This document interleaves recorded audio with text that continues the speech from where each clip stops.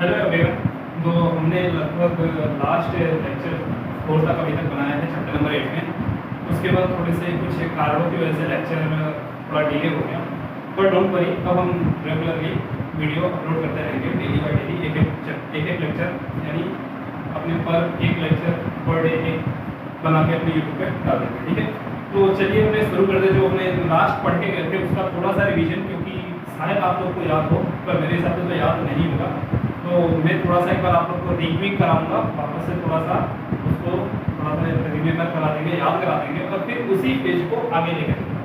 ठीक है, तो लगभग लास्ट जो था हमने वो देख रहे थे कि अंतःझिल्ली का तंत्र। ठीक है, अच्छा थोड़ा सा मैं फास्ट रहूँगा क्योंकि वो हम सब पढ़ चुके डिटेल। अगर आपने नहीं याद है तो वापस से पूरा चैप्टर रिवाइज करें, फिर जाके ही इस वीडियो को आगे बढ़ें। मैं ऐसा क्यों बोल रहा हूँ, क्योंकि आप पीछे का आई होप भूल चुके होंगे, मुझे इतना मालूम है, क्योंकि हर स्टूडेंट की एक होती है स्ट्रेटजी। जब पढ़ते हैं तो हर एक चीज़ डाटा माइंड में उतरते जाता है, पर जैसे ही हम उसे एक हफ्ते 2 हफ्ते छोड़ दिए तो वो पूरा का पूरा माइंड से ब्लॉक हो जाता है। सेम हमने वीडियो भी लगभग 2 वीक पहले डाला था लास्ट, उसके बाद अब 2 वीक के बाद यानी 14 दिन बाद में बना रहा हूँ। इसका मतलब आपने उस चैप्टर को उठा के देखा नहीं होगा। ठीक है, तो मैं आशा रखूँगा कि आप उसको रिवाइज करके ही आगे इस लेक्चर को देखने बैठेंगे। ठीक है, तो चलिए थोड़ा सा हम आगे बढ़ जाते हैं। जो लास्ट था हमारा वो था अंतःझिल्लिका तंत्र। ठीक है, अब अंतःझिल्लिका तंत्र के अंदर हमने क्या क्या देखा था। तो सर सबसे पहले तो अंतःझिल्लिका तंत्र है क्या, तो हमने बोला था कि कोशिका के अंदर एक झिल्ली युक्त जालिका व संरचना, क्या बोला था, कोशिका, किसी कोशिका को, हम जब किसी कोशिका को देख रहे हैं, ठीक है, तो जब एक मान लो मैंने एक कोशिका को यहाँ पे देखा, ठीक है, मैं एक कोशिका का जब अध्ययन कर रहा हूँ तो इस कोशिका के अंदर मुझे कुछ झिल्ली युक्त कोशिकाएं देखने को मिले थे जो एक साथ समन्वयित रूप से होकर कार्य कर रहे थे। अच्छा, एक की बात नहीं चल रही, बहुत सारे। ठीक है, क्या बोला, तो जब किसी कोशिका को मैंने देखा तो सर हमने देखा कि केंद्रक के पास से झिल्ली युक्त बहुत सारी कोशिकाएं निकली थी, और वो कोशिकाएं, ये झिल्ली युक्त कोशिकाएं क्या कर रहे थे, तो एक साथ समन्वयित होकर एक ही कार्य को कर रहे थे, और एक ही समन्वित रूप से सारे एक से अधिक कोशिका एक साथ मिलकर समन्वित रूप से एक कार्य करेंगे, उसे क्या कहते हैं, झिल्ली युक्त कोशिका। ठीक है, ऐसे झिल्ली युक्त कोशिका ना बोल के हम क्या बोलेंगे, अंतःझिल्लिका तंत्र। ठीक है, अंतःझिल्लिका तंत्र मतलब कोशिका के अंदर वह झिल्लिका युक्त तंत्र जो एक साथ मिलकर समन्वित रूप से एक ही कार्य को करे, उसे क्या कहते हैं, अंतःझिल्लिका तंत्र। अब अंतःझिल्लिका तंत्र के अंदर इस पर पूछा भी था नीट 2023 के पेपर में कि भाई अंतःझिल्लिका तंत्र के अंदर निम्न में से कौन सा नहीं पाया जाता या कौन कौन सा पाया जाता है। तो अंतःझिल्लिका तंत्र के अंदर मेरे हिसाब से एक ट्रिक है भाई इंग्लिश का, ऐसे गर्म याद रखने का। ठीक है, गर्म मतलब GIRL नहीं, GERL। ठीक है, GERL मतलब सर जी से गोल्गी कार्य, ER से एंडोप्लाज्मिक रेटिकुलम जिसे कहते हैं अंतःझिल्लिका, अंतःप्रदेवी जालिका, और L से लाइसोसोम। ठीक है, तो ये तीनों गोल्गी कार्य, अंतःप्रदेवी जालिका और लाइसोसोम, ये तीनों संयुक्त रूप से क्या कहलाते हैं, अंतःझिल्लिका तंत्र। इनके अलावा कोशिका के अंदर कोई भी अंगिका अंतःझिल्लिका तंत्र के अंदर नहीं आती। NCERT ने क्लियरली मेंशन किया है कि सर अंतःझिल्लिका तंत्र के अंदर गोल्गी कार्य, अंतःप्रदेवी जालिका और लाइसोसोम तीन ही आते हैं। बाकी सर और कौन कौन से, उसने बोला है कि पेरोक्सिसोम, सूत्रकणिका और क्लोरोप्लास्ट यानी हरित अंतःझिल्लिका तंत्र के अंदर नहीं आते। ठीक है, तो इस बार नीट 2023 ने एक सभी ऑप्शनों को देके बोला भाई कितने अंतःझिल्लिका तंत्र हैं और कितने नहीं है। ठीक है, तो सिंपल सा लाइनों से पूछ लिया था और कुछ ज्यादा नहीं था।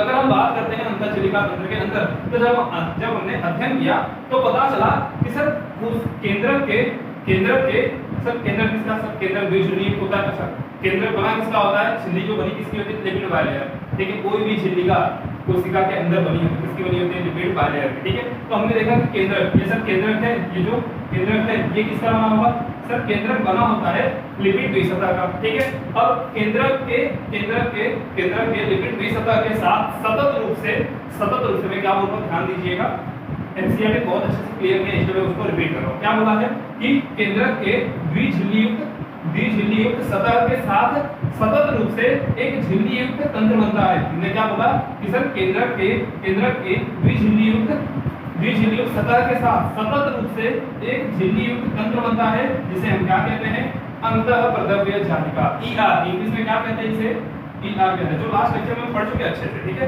तो हमने बोला कि केंद्रक के, अच्छा आप इसे नोट कर लीजिएगा, लिख लीजिएगा, क्या बोला मैंने, मैं ही लिख देता हूं यार, है ना, क्या बोला सर, केंद्रक के द्विसतह, केंद्रक के झिल्ली युक्त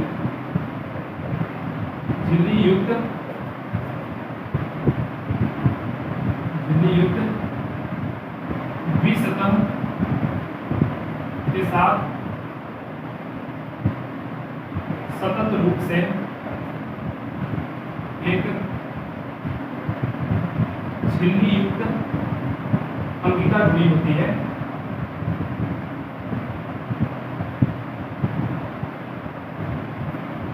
जिसे क्या कहते हैं, जिसे हम ER मतलब अंतःप्रद्रव्य जालिका कहते हैं। ठीक है, जिसे हम क्या कहते हैं, अंतःप्रद्रव्य जालिका या तो ER कहते हैं। अब हमने ER को देखा था सर, क्या ER है, तो हमने बोला था कि सर कभी भी किसी कोशिका को जब देखो तो उसके अंदर जालिका युक्त संरचना अगर पाई जाती हो और वह जालिका युक्त संरचना केंद्रक से लेके कोशिका भित्ति तक फैली हो तो उसे क्या कहेंगे, अंतःप्रद्रव्य जालिका।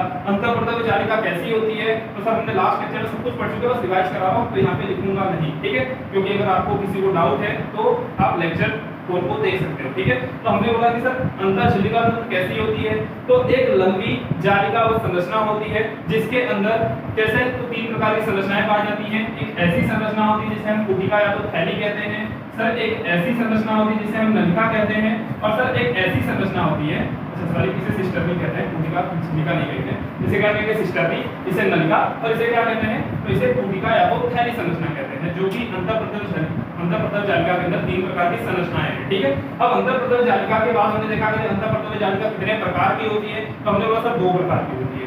एक होता है रफ एंडोप्लाज्मिक रेटिकुलम RER खुरदुरी अंतःप्रद्रव्य जालिका, और दूसरी होती थी SER स्मूथ एंडोप्लाज्मिक रेटिकुलम, जैसे हिंदी में क्या कहते थे, चिकनी अंतःप्रद्रव्य जालिका। ठीक है, तो हमने देखा कि सर खुरदुरी अंतःप्रद्रव्य जालिका क्या होती है, तो यदि अंतःप्रद्रव्य जालिका के झिल्ली के ऊपर ऐसे राइबोसोम आके लग जाए तो उसे क्या बोलेंगे, खुरदुरी अंतःप्रद्रव्य। सर क्या खुरदुरी अरे भाई एक डोरी लो और उस पे तुम ऐसे गांठ मार दो, और यहाँ पे गांठ, फिर यहाँ पे गांठ, फिर यहाँ पे, ऐसे बहुत सारे गांठें मार दो, फिर उसके ऊपर हाथ ऐसे फेरो, जैसे हाथ उस पे घुमाओ, तुमको देखेंगे गांठें आएंगी तो तुमको खुरदुरा जैसा लगेगा। तो सेम हमारे किस पे, अंतःप्रद्रव्य जालिका के झिल्लियों पे कुछ जगहों पे, हर जगह पे नहीं, कुछ जगहों पे ऐसे राइबोसोम आके लग जाते हैं, जिसे हम अगर उस पे उंगली फेरते हैं ना, उंगली फेरने तो जाएंगे नहीं, एक्चुअली में जब देखते हैं माइक्रोस्कोप से तो खुरदुरा दिखता है। ठीक है, और कुछ भागों पे ये जो ऐसा देखिए हाफ पे है, पर ऐसा जरूर नहीं है कि हाफ पे होगा हाफ पे नहीं होगा, तो कुछ पे है पर कुछ पे नहीं है। जितने पे है उसे क्या कहते हैं, खुरदुरी अंतःप्रद्रव्य जालिका। ठीक है, और जितने पे नहीं है उसे क्या कहते हैं, चिकनी अंतःप्रद्रव्य जालिका। अब खुरदुरी अंतःप्रद्रव्य जालिका किसका निर्माण करती है, प्रोटीन का निर्माण करती है। ठीक है, और चिकनी अंतःप्रद्रव्य जालिका सर स्टेरॉइड का, विटामिन का, लिपिड का, इन सब का निर्माण करती है। कौन, चिकनी अंतःप्रद्रव्य जालिका। अब एनसीईआरटी ने बहुत अच्छा सा लाइन बोला है कि हमारी जो अंतःप्रद्रव्य जालिका है ना, यह कोशिका को दो भागों में बांटती है, कोशिका द्रव्य को दो भागों में बांटती है। क्या बोलना चाहता है, तो उसने बोला है कि ER क्या करता है, तो सर ER कोशिका द्रव्य को, इसको कोशिका द्रव्य को दो भागों में बांटता है। कितने भागों में, कोशिका द्रव्य को दो भागों में बांटता है। ठीक है, अब कोशिका द्रव्य को दो भागों में बांटने का मतलब सर, एक बांटता है कोशिका द्रव्य, एक कौन सा भाग होता है, कोशिका द्रव्य भाग, और दूसरा होता है अवकाशिका भाग। ठीक है, हमने क्या बोला, एक होता है कोशिका द्रव्य भाग, दूसरा होता है अवकाशिका भाग। सर कैसे बताओ एक बार, तो देखो थोड़ा सा ड्राइंग, ये हमारी एक कोशिका, मान लीजिए कोई कोशिका है, इसके अंदर ये हमारा केंद्रक, और केंद्रक से ये जो संरचना बन रही है, ये जो संरचना बन रही है, एक्चुअली में देखिए ये क्या पूरा का पूरा हमारा कोशिका द्रव्य, ये हमारा केंद्रक के बाद इसके झिल्लियों के साथ जुड़ी हुई एक संरचना, जिसे हमने क्या बोल दिया सर, ये जुड़ी हुई संरचना को हमने क्या बोल दिया, ER एंडोप्लाज्मिक रेटिकुलम अंतःप्रद्रव्य जालिका। ठीक है, और ये अंतःप्रद्रव्य जालिका जो है, ये कोशिका द्रव्य को, कोशिका द्रव्य को दो भाग में बांटता है। एक भाग देखो तो ये वाला अगर भाग देखते हो, ये वाला इस दो झिल्लियों के बीच में, अगर आप एक्चुअली में देख सकते हो तो वहां से अगर दिखा तो एक भाग ये रहा और एक भाग ये रहा। ठीक है, एक भाग ये दो झिल्लियों के बीच में, यानी ये दो नलिकाओं के बीच में, और एक ये रहा। ठीक है, इसको क्या बोलेंगे, अवकाशिका। ठीक है, और इसे क्या बोलेंगे, ये वाले भाग को, ये जो बीच में भाग है, इस भाग को क्या कहेंगे, तो इसे कहेंगे कोशिका द्रव्य भाग। क्या कहेंगे, कोशिका द्रव्य भाग। ठीक है, ये होगा कोशिका द्रव्य भाग, ये होगा अवकाशिका। ठीक है, चलिए, तो आई होप इतना तो आप लोगों को क्लियर समझ पड़ गया होगा कि एक्चुअली में RER क्या है, SER क्या है, और किस तरह से क्या होता है, थोड़ा सा वो देखते हैं। ठीक है, अच्छा इसके बाद थोड़ा सा शॉर्ट में लिख देता हूं। इधर ना लिखा इधर दिखाता हूँ, ये क्या है अब आसिका, ठीक है। अब मैं थोड़ा सा, ये क्या है कोशिका द्रव्य, ये क्या है केंद्र, तो आपको कंफ्यूजन भी किसी से क्या है, ठीक है। तो हमने देखा कि सर एक अंतःपर्दवी जालिका कोशिका द्रव्य को दो भाग में बांटता है, एक भाग जो उसके अंदर पैक कर लेता है, इस झिल्ली के अंदर पैक करता है, उसे क्या कह देते हैं अवकाशिका भाग, और दूसरा भाग जो कोशिका द्रव्य के बीच में खाली है ना झिल्लियों के बीच में, उसे क्या कहते हैं कोशिका द्रव्य भाग। तो एक तरह से अगर बाहर से देखो ना, दूर से अगर कोशिका को देखो तो ऐसा लगता है कि भाई इसने तो दो तरह से कंपार्टमेंट बना दिए, एक तरह से घर रूम होता है ना, एक रूम ये हो गया, एक रूम में से कंपार्टमेंट बांट दिया है, और वो बांटने का मतलब एक अवकाशिका बना था, दूसरा कोशिका द्रव्य भाग बना था, ठीक है। तो आइए कितना आप लोग को क्लियर पड़ा होगा। अब हम देखते हैं कि सर ये प्रोटीन का, स्टेरॉइड का या लिपिड्स का या तो विटामिन का निर्माण कैसे करता है, ठीक है। तो अगर मैं दिखाना चाहूँ तो आप देखना कि अगर मैं एक संरचना बनाता हूँ, ये हमारा कोई एक संरचना, ये मान लीजिए इसको भी मैंने झूम करके थोड़ा बना दिया, ठीक है। इसी के ऊपर हमारे ऐसे राइबोसोम लगे थे, ठीक है। ऐसा राइबोसोम दो उप इकाइयों से मिलकर बना होता है, तो सबको मालूम होगा, ठीक है। राइबोसोम दो उप इकाइयों से बना होता है, एक छोटी उप इकाई होती है और एक क्या होती है, एक छोटी उप इकाई होती है और दूसरी क्या होती है बड़ी उप इकाई होती है, ठीक है। अब छोटी उप इकाई और बड़ी उप इकाई एक दूसरे के साथ, ये जो संरचना है ना धागे की संरचना, इसे क्या कहते हैं mRNA, तो mRNA से जुड़ी होती है, ठीक है। और बड़ी, अच्छा ये अंतःपर्दवी जालिका किसके अंदर, प्रोकैरियोटिक के अंदर पाया जाएगा क्या सर, उसके अंदर तो झिल्ली कोशिका में नहीं पाया जाता, तो क्या अंतःपर्दवी जालिका दिखेगा हमें, तो सर एक्चुअल में नहीं दिखता। तो ये किसकी बात कर रहे हैं हम यूकैरियोटिक की बात कर रहे हैं, और यूकैरियोटिक के अंदर अंतःपर्दवी जालिका अगर है, अंतःपर्दवी जालिका यदि है तो उसके ऊपर पाया जाना राइबोसोम कौन सा होगा सर, यूकैरियोटिक का राइबोसोम, हां 80S होता था, 70S तो प्रोकैरियोटिक का है, तो 80S राइबोसोम इस पे पाया जाता है। और 80S दो इकाइयों से मिला है सर, एक छोटी है बड़ी, बड़ी वाली 60S और छोटी वाली 40S, ठीक है। हम पढ़ेंगे आगे भी राइबोसोम, ठीक है। नो डाउट आप लोगों को थोड़ा तो आइडिया होगा, ठीक है। तो हमने बोला कि बड़ी इकाई कौन सी है 60S और छोटी इकाई कौन सी है 40S, ठीक है। सर बड़ी उप इकाई अंतःपर्दवी जालिका के झिल्ली के साथ जुड़ी होती है जो 60S होती है, और इसको जोड़ने के लिए कोई प्रोटीन होता है, तो सर एक प्रोटीन होता है राइबोपोरीन। क्या होता है सर, एक प्रोटीन होता है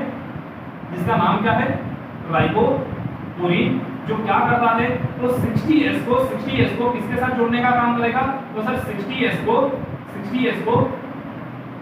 ER के साथ जोड़ता है, ठीक है।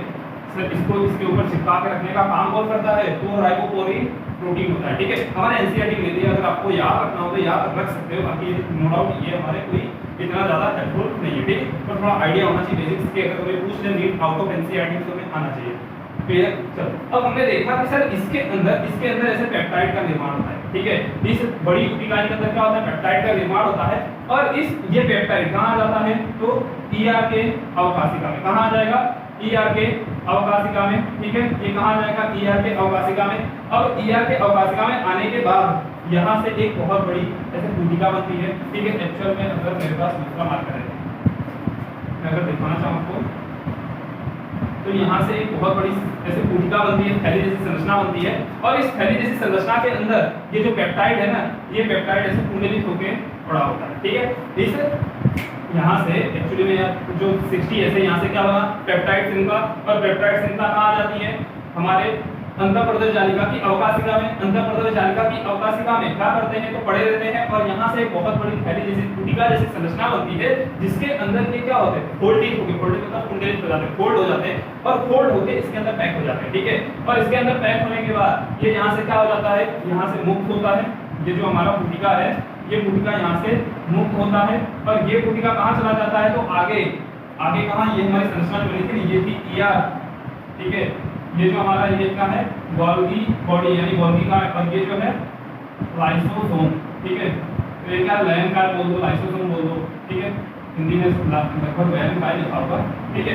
तो यहाँ से जो ये भूमिका निकली ना, अब ये भूमिका गोल्गी काय के पास जाती है, इसके पास जाती है गोल्गी काय के पास, गोल्गी काय उसे एक्सेप्ट करता है और इनके अंदर परिवर्तन चलता है, ठीक है। तो यहाँ तक मैंने जो अभी तक रिवाइज करा है लगभग लास्ट लेक्चर का ही था, ठीक है। अगर आपको ऐसे रिवाइज करना हो तो फिर ठीक है, रिवाइज करने का मतलब आपको लिखना हो तो लिख सकते हैं, बाकी ऐसे तो मैंने लास्ट लेक्चर में लगभग कंप्लीटली डिटेल इसका वीडियो बनाया था, ठीक है।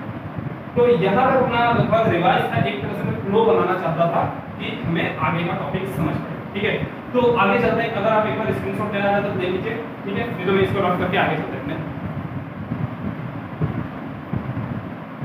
तो चलिए अपने नेक्स्ट गोल्गी का है जो आता है अपना नेक्स्ट टॉपिक, उसके पढ़ते हैं, ठीक है। टॉपिक की हेडिंग क्या है? गोल्गी।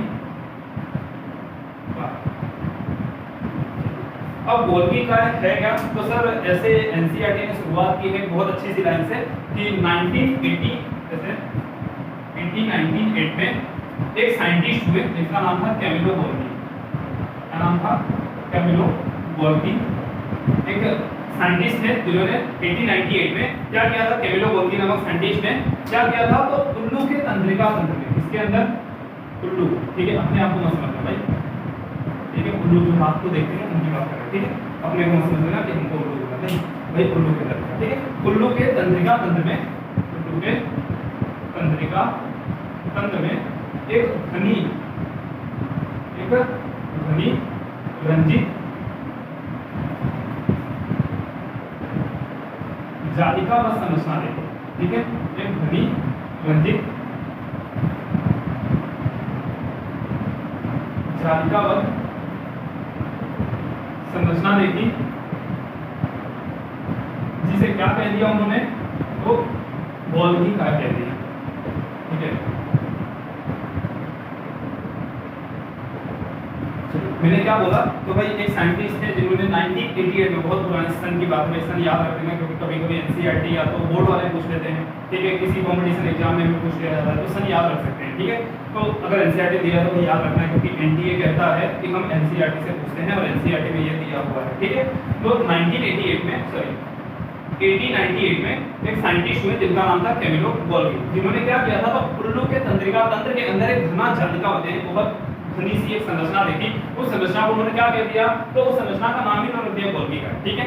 अब गोल्गी का होता कैसे है? तो सर अगर मैं कोशिका बनाऊं, अगर मैं कोशिका बनाऊं तो आप देखना ये कोशिका है, सर इस कोशिका के अंदर ये हमारा क्या था? हमारा ये केंद्रक, ठीक है। अब केंद्रक से सतत रूप से झिल्ली की संरचना क्या थी? अंतःप्रदल जालिका, और अंतःप्रदल जालिका से ही एक संरचना बनती है ऐसे, ठीक है, अंतःप्रदल जालिका के बाद ही एक संरचना बनती है जिसे हम क्या कहते हैं? एक संरचना बनती है जिसे हम क्या कहते हैं? तो सर इसे हम गोल्गी काय कहते हैं। भाई ये केंद्र के केंद्र से अंतःझिल्लिका तक अंतःप्रदल जालिका, अंतःप्रदल जालिका के बाद एक ऐसी संरचना बनती है, नलिकाकार संरचना होती है जिसे हम क्या कहते हैं? इस नलिकाकार संरचना को गोल्गी काय कहते हैं, ठीक है। अब गोल्गी काय की संरचना कितनी प्रकार की है? सर गोल्गी काय दो प्रकार का होता है, या तो गोल्गी काय कैसे? तो देखो एक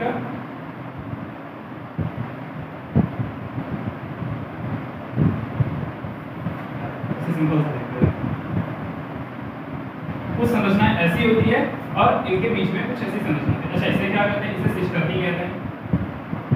इसमें ये वाली जो संरचना इसे क्या कहेंगे? इसे कहेंगे संयुक्त रूप से सिस्टर्नी, ठीक है। और इनके बीच में ये देखो कुछ थैली जैसी संरचना है, इन्हें क्या कहते हैं? कुटिका या तो थैली कहते हैं, ठीक है। अच्छा ये भी किसका बना होता है? सर ये भी लिपिड लेयर का ही बना होता है, ठीक है। चलो ये हमारा जो इसके अंदर बना है ये क्या है? थैली या तो कुटिका, ठीक है, कुटिका लिख सकते हैं या तो थैली। यानी हमारा जो गोल्गी का है दो चीजों से मिलकर बना होता है, एक होता है सिस्टर्नी और दूसरा होता है कुटिका, ठीक है। अगर मैं सिस्टर्नी और कुटिका की बात करूं तो एक्चुअल में यहाँ पे इसकी संरचना में बहुत सारे जैसे सिमिलैरिटीज हैं गोल्गी का की। अगर आप देखो तो मैं दिखाना चाहूँ तो आप देखना इधर एक कोशिका, ठीक है, कोशिका में ये हमारा क्या? एक केंद्रक, वहाँ पे हमारा क्या है? केंद्रक। केंद्रक से हमारी ये क्या बनती है? अंतःझिल्लिका तंत्र। अंतःझिल्लिका तंत्र के बाद ऐसी कुछ संरचनाएं बनती हैं, अंतःझिल्लिका तंत्र के बाद ऐसी कुछ संरचनाएं बनती हैं।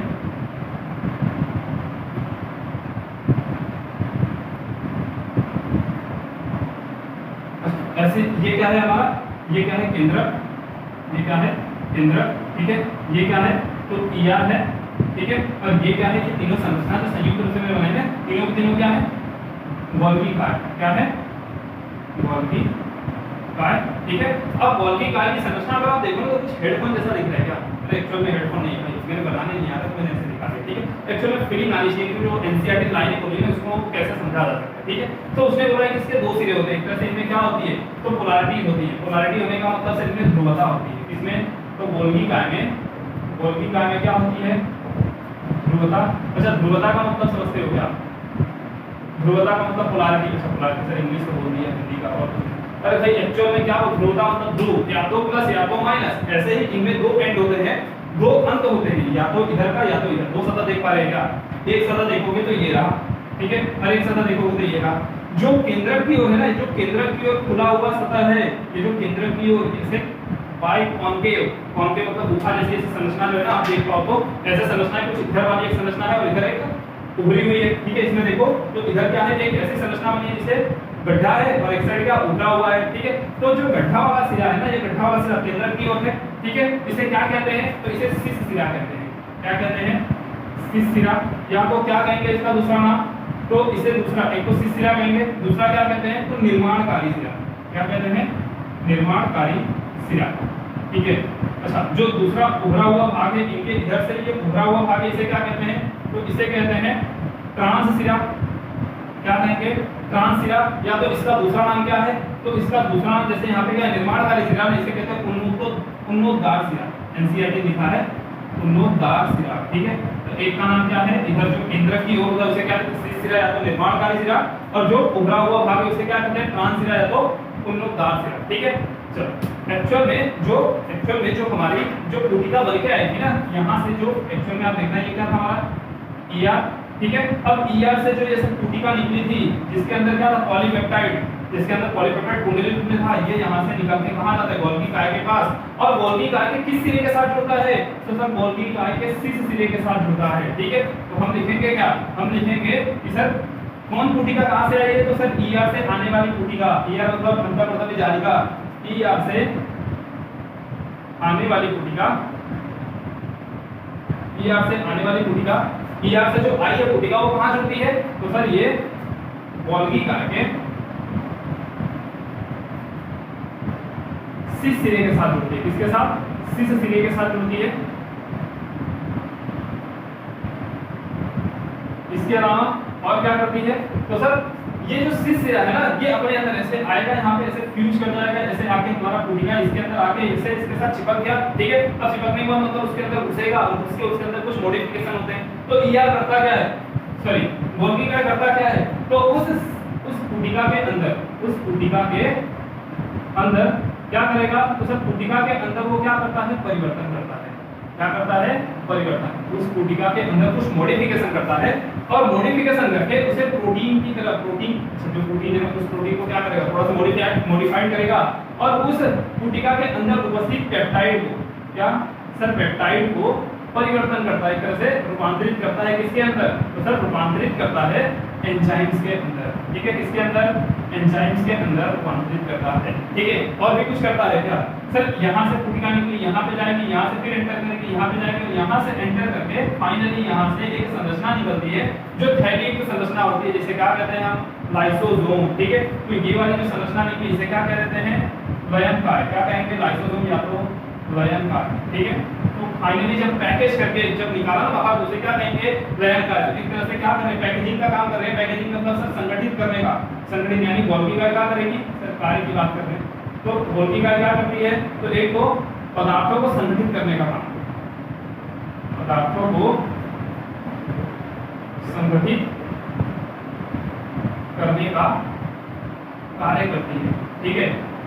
इसके अलावा सर यहाँ से जो पुटिका निकली है, थैली संरचना निकली है, इस थैली संरचना के पास दो जगह होती है, या तो ये थैली संरचना यहाँ से कोशिका के बाहर चला जाए, या तो यहीं पे रह जाए। अगर ये पुटिका संरचना, थैली संरचना कोशिका के अंदर उपस्थित रहता है तो क्या बन जाएगा? लयन काय बनेगा, और बाहर चला गया तो फिर तो बाहर ही गया, ठीक है।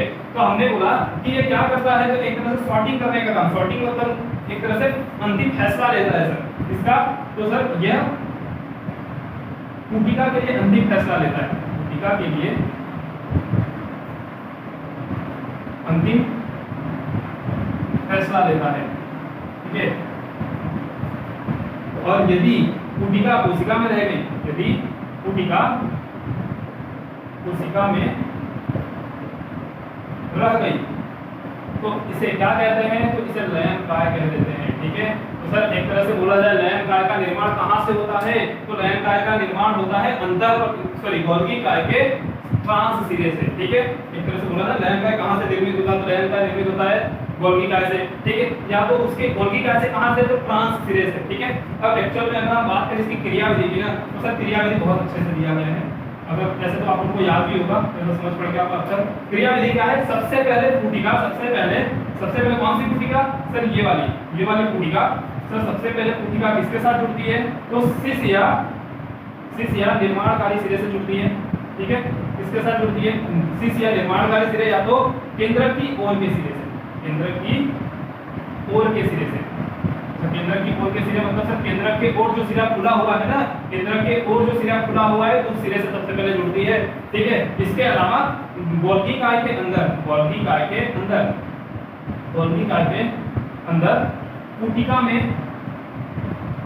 पुटिका में क्या किया जाता है, तो गोल्गी काय के अंदर पुटिका में रूपांतरण किया जाता है, ठीक है।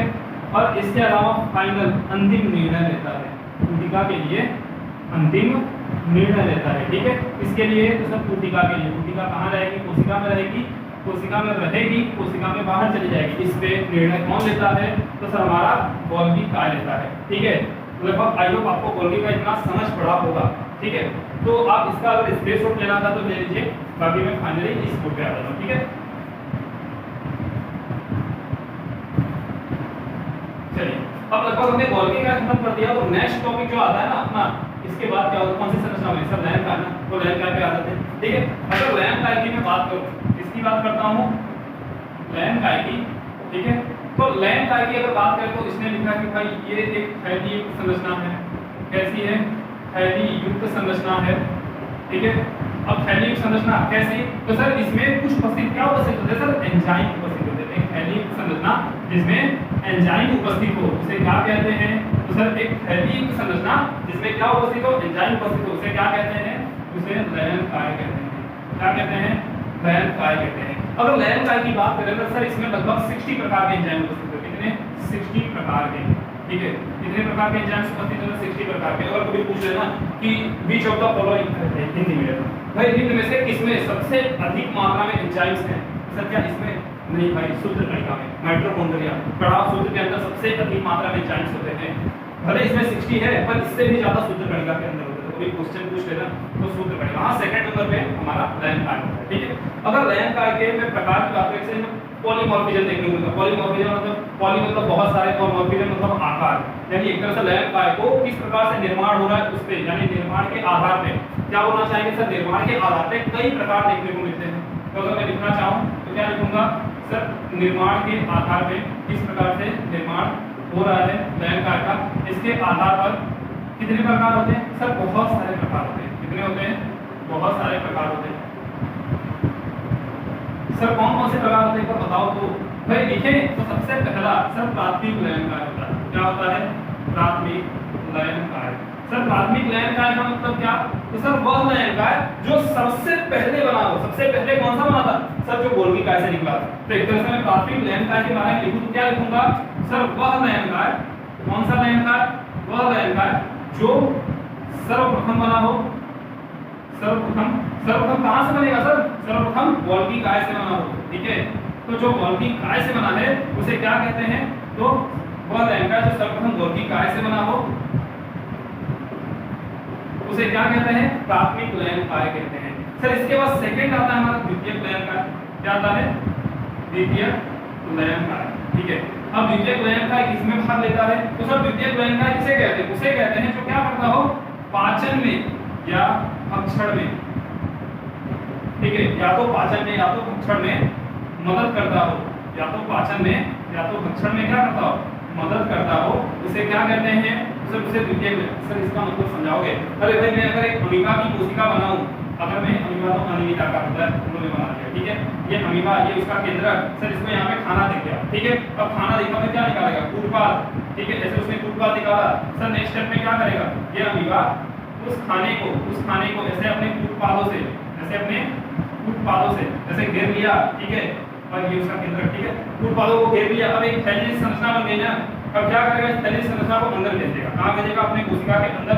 तो नेक्स्ट स्टेप में क्या हो जाएगा, सर नेक्स्ट स्टेप में ये इसका केंद्रक और यहाँ पे थैली संरचना, ठीक है। ये थैली संरचना क्या बोलेंगे, खाग राजधानी, क्या बोलते हैं, खाग, क्या कहते थे, खाक राजधानी, ठीक है।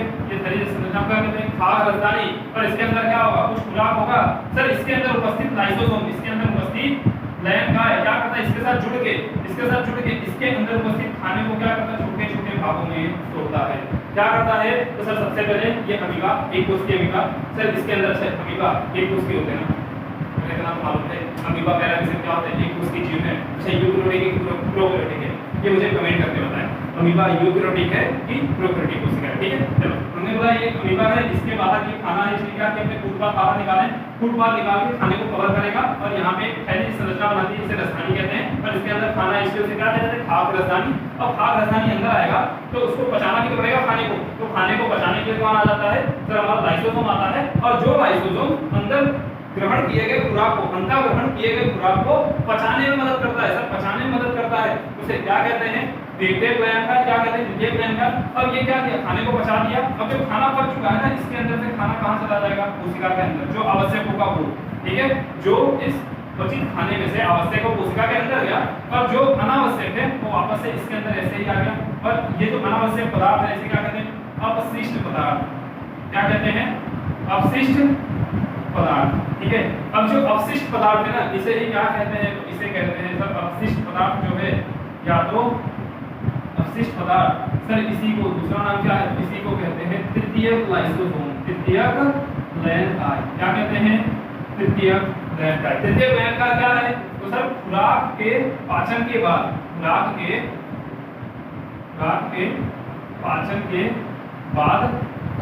के पाचन के बाद वह अनावश्यक पदार्थ जो सजीव के लिए आवश्यक ना हो, सजीव के लिए उपयोगी नहीं होता, ठीक है। अब ये उपयोगी नहीं है तो भाई क्या किया जाएगा, तो इसे कोशिका के बाहर फिर ऐसे ही ले जाके किनारे पे और इसको यहाँ पे लाएगा, इसको क्या करेगा, यहाँ पे लाएगा और यहाँ से क्या कर देगा, बाहर निकाल देगा, ठीक है। तो एक तरह से तृतीयक लाइसोसोम बाहर निकल जाता है, ठीक है। अच्छा एक और लाइसोसोम का प्रकार है चौथा, वो कौन सा होता है सर, चौथा भी तो बताओ, ठीक है। हमने कितने पढ़े थे, चौथा क्या है, तो सर आत्मघाती थैली, क्या कहते हैं इसे, आत्मघाती अंगिका, क्या कहेंगे इसे, आत्मघाती थैली या तो अंगिका। अच्छा आत्मघाती थैली या अंगिका प्रत्यय क्या है, तो सर आत्मघाती थैली या अंगिका किसी भी कोशिका के अंदर, ये हमारी कोशिका है, इसके अंदर मान लो ये हमारा सूत्रकणिका, क्या है हमारा, ये हमारा सूत्रकणिका, ये क्या है, सूत्रकणिका, ठीक है। जो क्या हो चुका है सर, हमारा पुराना, ठीक है। ये कैसा है, पुराना सूत्रकणिका है। अब ये काम लायक नहीं, अब हमारे शरीर में काम लायक नहीं है तो पड़ा रहेगा, एक तरह से वो भी पड़ा, फिर दूसरा सूत्रकणिका बना, वो भी काम लायक खत्म हुआ तो वो भी पड़ा है। एक तरह कोशिका के अंदर इनकी संख्या बढ़ती जाएगी ना, अब इनकी संख्या और कोशिका के अंदर बढ़ती जा रही है, तो एक तरह से हमारा कोशिका बढ़ता जाएगा और एक तरह से सेल डेड हो जाएगा, सेल मर जाएगा। तो इनको खत्म करने के लिए लाइसोसोम, आत्मघाती मतलब अपनी ही अंगिकाओं को एक ऐसी थैली जो जाके तोड़ देती है, उसे क्या कहते हैं, आत्मघाती थैली या तो आत्मघाती कोशिकांग, ठीक है। तो आत्मघाती थैली होती क्या है, तो सर पुराने कोशिका में उपस्थित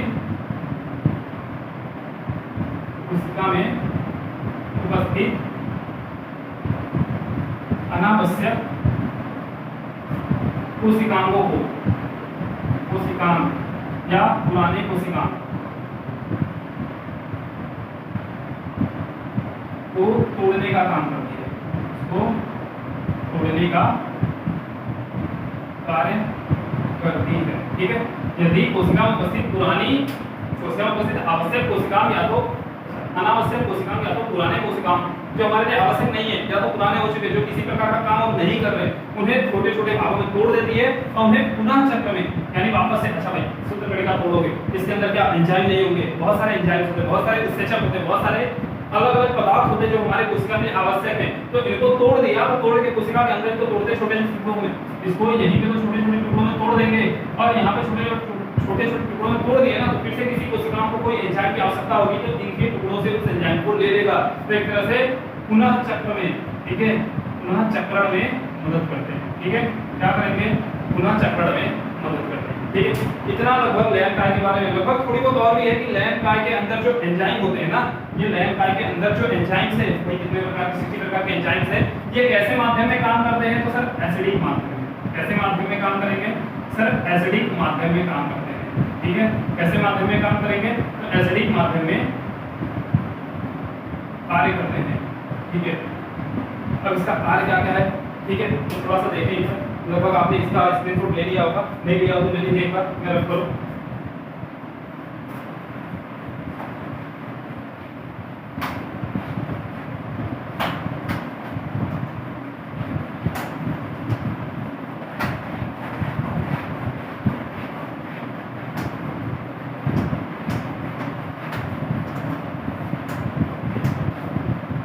चलिए, तो मैंने बोला कि सर अगर मैं लयन काय की बात करूं कार्य की, ठीक है, तो कार्य क्या करता है सर, पहला कार्य एसिडिक माध्यम में काम करेगा।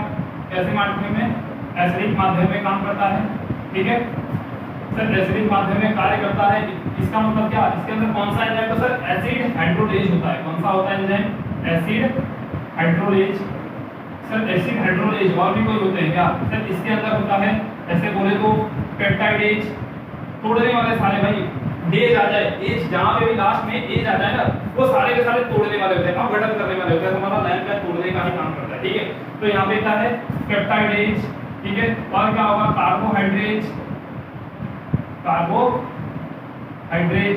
इसके अलावा और क्या होता है, तो लाइपेज, ठीक है। और क्या होता है, तो सर ऐसे बहुत सारे एंजाइम्स होते हैं जो क्या करते हैं, सारे के सारे तोड़ने का ही काम करते हैं। इनके बारे में और जितना ही पढ़ो कम है, ठीक है। 60 प्रकार के ऐसे एंजाइम्स होते हैं, क्लियर। इसके अलावा और भी क्या करता है, तो सर जो हमारे आए थे ना एक तरह से प्रोटीन या तो जो भी अंदर एंजाइम्स थे, उन सब एंजाइमों को मॉडिफिकेशन करके एंजाइम के लिए क्रियाविधि करना, प्लस कुछ ऐसे कार्य करना, कुछ ऐसे कार्य करना, जैसे कौन कौन से ऐसे कार्य करना, सब लिख दिया इधर। कौन से, एक को पाचन का कार्य करना, या तो दूसरा ये रहा खुराक को पाचन में करने के बाद जो बाहर निकल गया उसको बाहर निकालना, या तो पुराने कोशिकाओं को मार देना। ये सब कार्य किसके हैं, तो हमारे लयन कार्य के हैं, ठीक है। आई होप आप लोग को इतना समझ पड़ा होगा, क्लियर। चलो, तो नेक्स्ट टॉपिक जो है हमारा लगभग अंतःशिलिका तंत्र में इतना ही था। एक और टॉपिक आता है जो कि है राजधानी, ठीक है। अब राजधानी होता क्या है उसे भी थोड़ा सा ऐसे हम पढ़ लेते हैं, ठीक है। राजधानी क्या है सर, ये भी एक झिल्ली अंगिका, एक तरह से बोले तो थैली अंगिका है सर, ये भी झिल्ली अंगिका है। कैसी होती है, झिल्ली अंगिका। पर इसकी झिल्ली कैसी होती है सर, झिल्ली अंगिका तो है पर कैसी है सर, इसकी झिल्ली एकल झिल्ली की बनी होती है।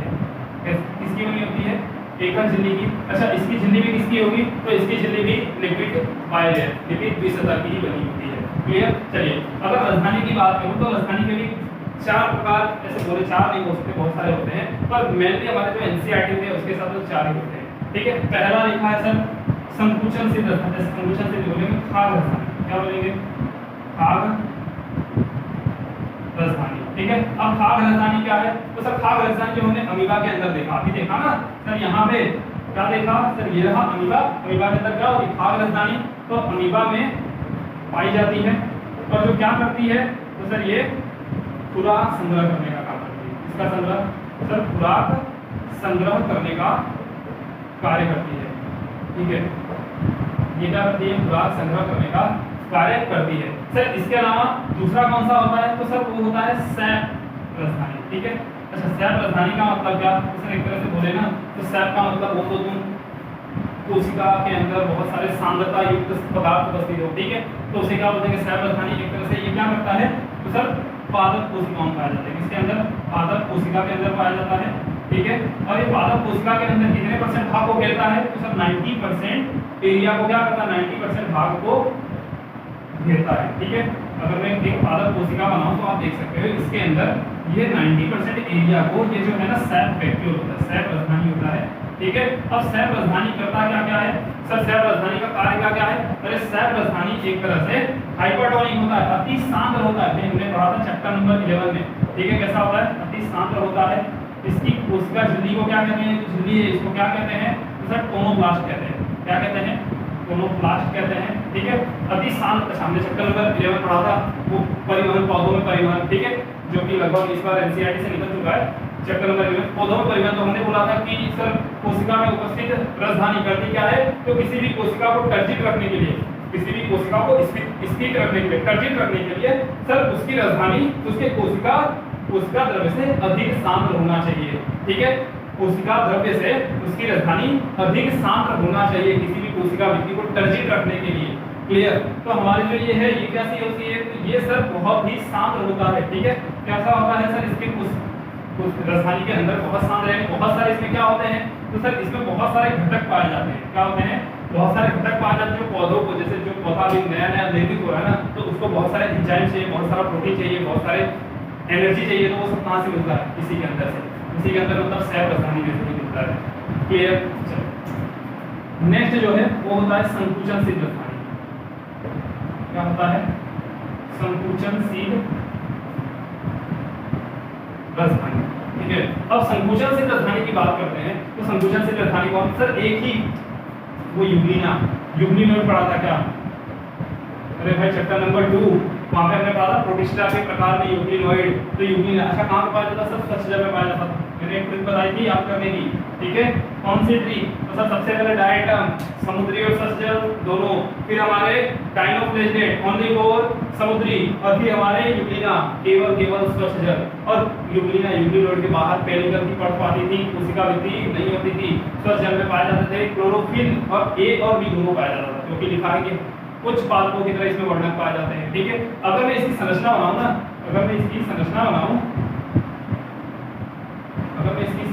तो आप देखना कुछ ऐसा होता है, यहाँ पे एक बहुत बड़ी कशालिका और एक छोटी कशालिका होती है, और सर हमने देखा था इसके अंदर एक राजधानी पाई जाती है जिसे हम क्या कहते हैं, संकुचनशील राजधानी। अब सर इनमें कोशिका वृद्धि है नहीं, तो इनके साथ एक प्रॉब्लम होता है, स्वच्छ जल वाले जीवों के साथ क्या होता है, एक प्रॉब्लम। क्या प्रॉब्लम है सर, इनकी कोशिका के अंदर सांद्रता होगी अधिक, जल के अंदर सांद्रता कम है, और हमें मालूम है जल अपने अधिक सांद्रता से कम सांद्रता क्यों, तो बाहर जल अधिक है, अंदर जल कम है, तो बाहर से अंदर की ओर आएगा, और जब अंदर की ओर आएगा तो इनकी कोशिका के अंदर पानी बहुत सारा भर सकता है, और जब बहुत सारा पानी भर जाएगा तो फट सकते हैं ना, तो वो फटे ना, इसके लिए क्या करते हैं, पानी यहाँ से एंटर करता है, जब इनकी कोशिका पानी यहाँ से एंटर करता है तो छोटे वाले जो ये छोटी वाली जो थैलियां है ना, ये क्या हो जाती है, ऐसे बड़ी बड़ी हो जाती है, कैसी हो जाएंगी, ऐसे बड़ी बड़ी हो जाएंगी, और बड़ी बड़ी होने का मतलब क्या, अपने अंदर पानी को अवशोषित कर लेते हैं, पानी को अवशोषित करते हैं तो खुद बड़ी हो जाती है, और फिर नेक्स्ट स्टेप में क्या करती है, सब अपने पानी को सेंटर वाले, ये केंद्र में जो है ना, इसको सब पानी देते हैं, और जब इसको देते हैं तो ये बहुत बड़ा हो जाता है और इसके आसपास एक छोटी हो जाती है, ठीक है। अब ये बड़ा हो गया तो फिर क्या करेगा, ये भी अपने अंदर पानी थोड़ी रखेगा, ये भी किनारे आता है और किनारे आके पानी को बाहर निकाल देता है। तो एक तरह से कोशिका के अंदर क्या करते हैं, तो कोशिका के अंदर जल की सांद्रता को मेंटेन करने के लिए, जल की मात्रा को बनाए रखने के लिए क्या है, तो संकुचनशील राजधानी आवश्यक है, ठीक है। चलिए नेक्स्ट जो है हमारा वो है क्या, तो एक तरह से गैस राजधानी, चौथा कौन सा होता है, गैस राजधानी, ठीक है। अब गैस राजधानी की अगर मैं बात करूं, किसकी बात करूं, गैस राजधानी की, तो सर गैस राजधानी के अंदर हमने पढ़ा है सर एक तो साइनोबैक्टीरिया, ठीक है।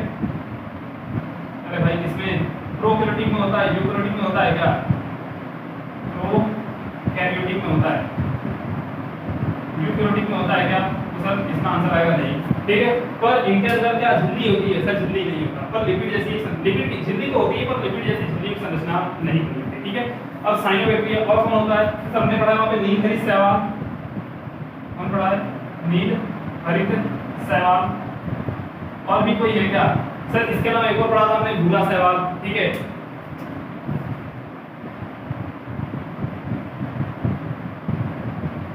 तो ये सब क्या है, एक तरह से गैस राजधानी के एग्जांपल्स है, ठीक है।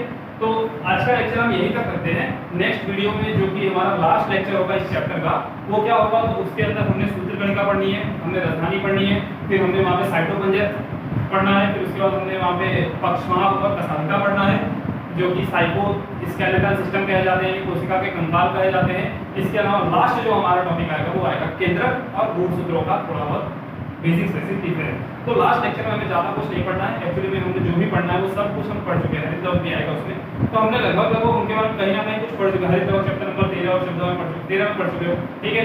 अगर मैं बात करूँ कशालिका और इनको बस डिटेल देखना पड़ेगा, कशालिका और पक्षमाप को, बाकी राइबोसोम तो थोड़ा थोड़ा हर जगह हमने पढ़ ही लिया है। फिर केंद्र की बात करें तो केंद्र को भी हमने कहीं ना कहीं थोड़ा बहुत पढ़ ही लिया है। फिर हम गुणसूत्रों की बात करें तो गुणसूत्र की संरचना प्रकार और चैप्टर नंबर हमने 10 में पढ़ चुके हैं, ठीक है। तो एक्चुअली में वो ज़्यादा बड़ा नहीं होगा, पर जो भी है पढ़ना तो है, एनसीईआरटी लाइनों को कवर तो करना है, ठीक है। तो आप आई होप इसका स्क्रीनशॉट ले लीजिए, और आज का लेक्चर अपने यही कर सकते हैं, फिर नेक्स्ट लेक्चर में अपने मिलते हैं, ठीक है।